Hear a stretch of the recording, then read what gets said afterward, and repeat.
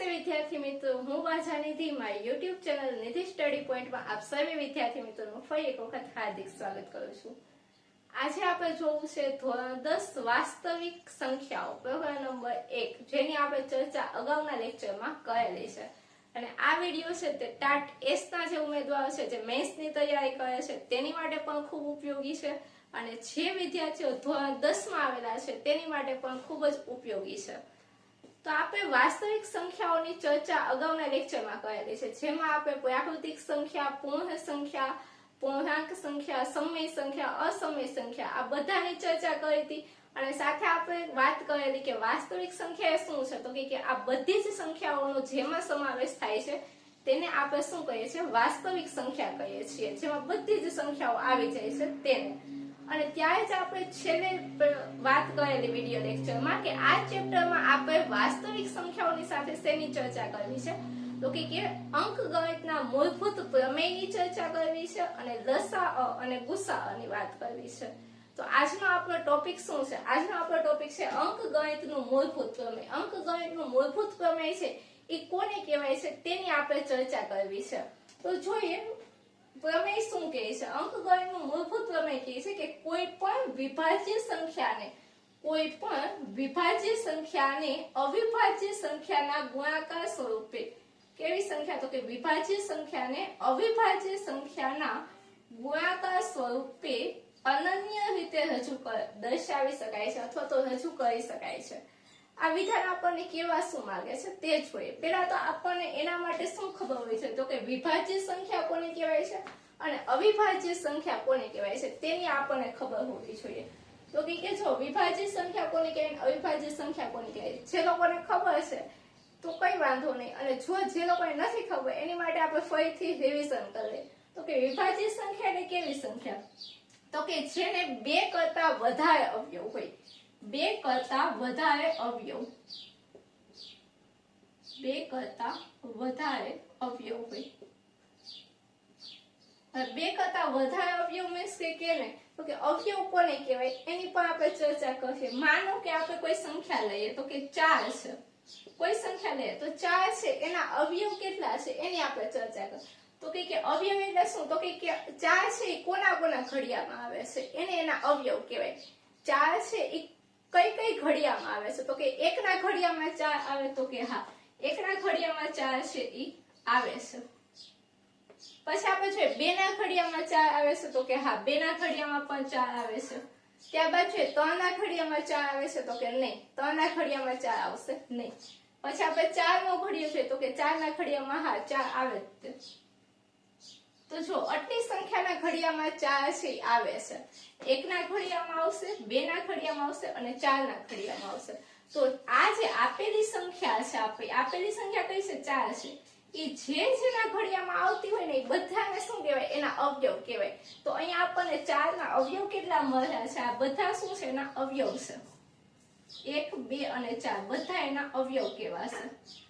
તો એના અવયવ આપણને કેટલા મળ્યા, 2 કરતા વધારે અવયવ મળ્યા, 1 પછી 2 અને 3, 2 કરતા અવયવ કેવા છે, વધારે છે। તો એવી સંખ્યાને આપણે કેવી કહેવાય છે, વિભાજ્ય સંખ્યા કહેવાય છે।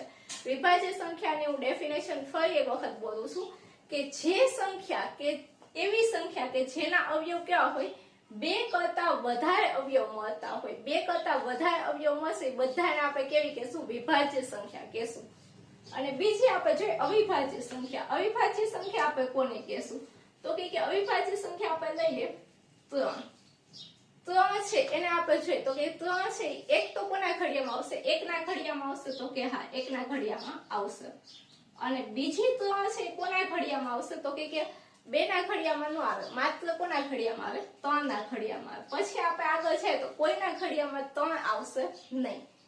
તો આને આ 3 ના અવયવ કોને કહેવાય, 1 અને 3 આ બંનેને શું કહેવાય, એના અવયવ કહેવાય। જેના ઘડિયામાં એ આવે છે એ સંખ્યાને 3 છે 1 ના ઘડિયામાં આવે છે તો 1 એનો અવયવ થાય, 3 છે 3 ના ઘડિયામાં આવે છે તો 3 એક બીજો એનો અવયવ કહેવાય।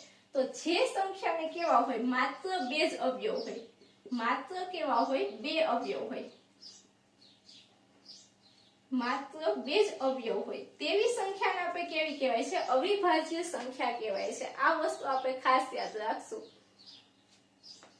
અને એક બીજી વસ્તુ કહીએ કે અવિભાજ્ય સંખ્યા અને વિભાજ્ય સંખ્યાની આપણને આ સ્પષ્ટતા થઈ ગઈ. હવે જો 1 થી તે 100 સંખ્યા છે, 1 થી તે 100 લગીની સંખ્યા, એમાં વિભાજ્ય સંખ્યા કેટલી છે અને અવિભાજ્ય સંખ્યા કેટલી છે એની પણ વાત કરીએ. વિભાજ્ય સંખ્યા 1 થી તે 100 માં કેટલી છે? 1 થી 100 લગીમાં 74 વિભાજ્ય સંખ્યા છે. 1 થી 100 માં. અને 25 છે એ કેવી છે? અવિભાજ્ય સંખ્યા છે. 1 થી તે 100 આપણે ગણશું તો એમાં કેટલી? 25 અવિભાજ્ય સંખ્યા આવશે. 25 અવિભાજ્ય સંખ્યા.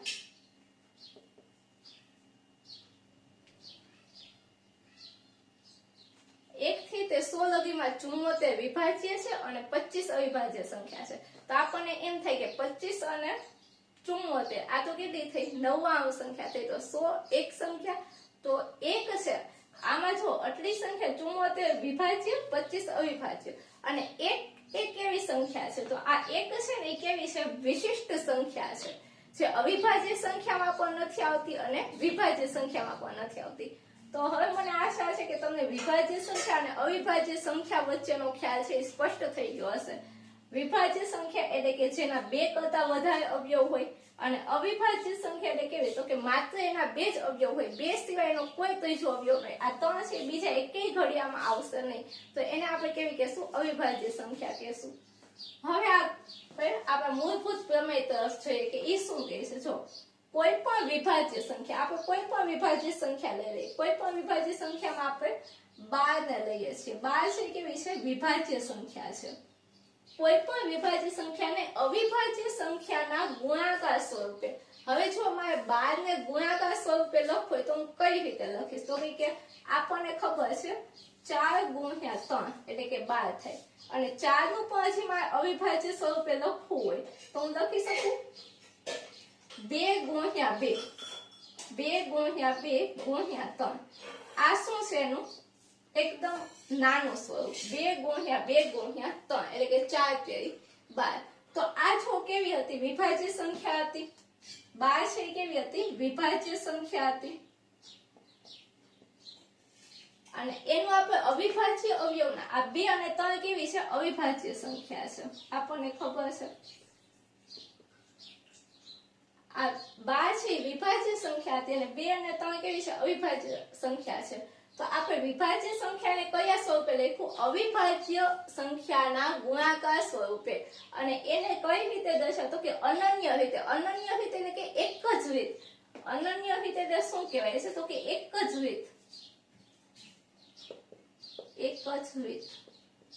એક જ રીત કઈ રીતે? તો કે જો આ 2 ગુણ્યા 2 ગુણ્યા 3 લખું તો પણ એક જ કહેવાય. અને આને બદલે હું શું લખું? તો કે હું આવી રીતે લખું 3 ગુણ્યા 2 ગુણ્યા 2.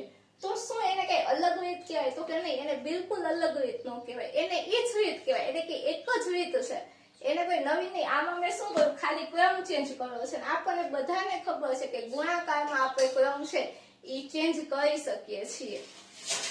તો આ પણ શું છે? અવિભાજ્ય અવયવીકરણ છે. તો બસ અંકગણિતનું આપણું મૂળભૂત પ્રમેય આ જ વાત કરે છે કે કોઈ પણ વિભાજ્ય સંખ્યા છે એને આપણે શું કહી શકીએ? તો કે અવિભાજ્ય સંખ્યાના ગુણાકાર સ્વરૂપે અનન્ય રીતે એટલે કે એક જ રીતે દર્શાવી શકીએ. ઘણી બધી વખત આ વિધાન છે તમને પૂછાતું હોય છે. તો આ વિધાન તમારે યાદ રાખવાનું છે કે અંકગણિતનું મૂળભૂત પ્રમેય શું છે?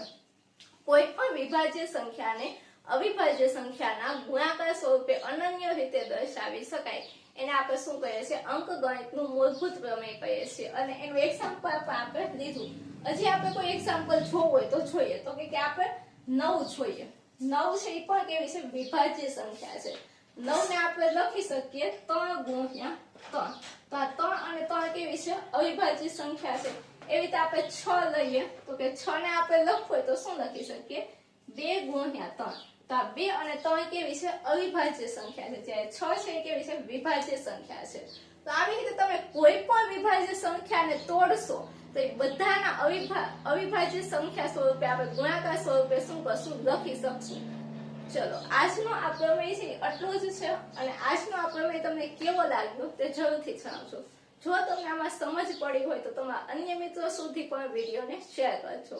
અને આવતા લેક્ચરમાં આપણે શીખશું લસાઅ કોને કહેવાય અને ગુસાઅ કોને કહેવાય, અને સાથે સાથે આપણે ઉદાહરણ સ્વાધ્યાયના બધા જ દાખલા વિડીયોમાં લઈ લેશું. ફરી મળીશું આવતા લેક્ચરમાં. ત્યાં સુધી થેન્ક યુ સો મચ.